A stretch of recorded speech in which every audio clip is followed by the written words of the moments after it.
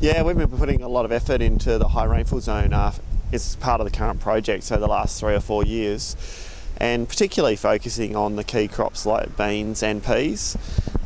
And with the increase in prices of beans, particularly in our markets in Egypt, it's created a lot of opportunities to continue that research, and we're seeing some really significant improvements in yield now coming through from new varieties, but also we're learning a lot more about disease management and even weed management, and just how to generally manage the crop from row spacings and stubble, etc. So that's what we're up to at the moment. In the faba beans, the breeder has given us access to several new lines that we're testing specifically down here, as well as in other regions across southeastern Australia.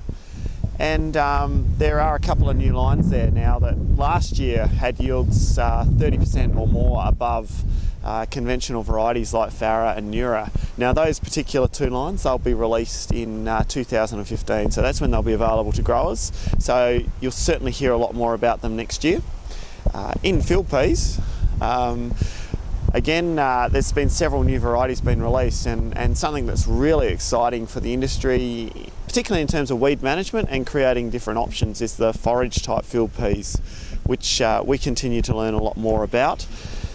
Last year we released a variety named PBA Hayman, which many growers are well aware of, and there's several growers I talked to today that are growing that particular variety. So we'll learn a lot more about it this year, but it's a very late maturing type and specific for forage, so you wouldn't ever grow it for grain.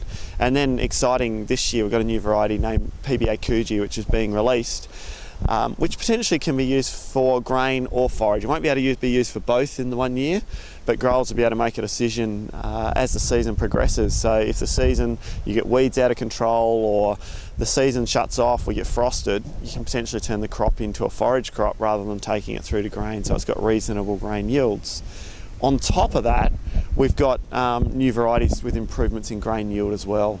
So, and earlier maturing, which is an opportunity to replace a variety like Casper with a slightly earlier maturing line with similar yields, but you're then able to use it for crop topping and your management of your ryegrass, which is a key issue in this southern region.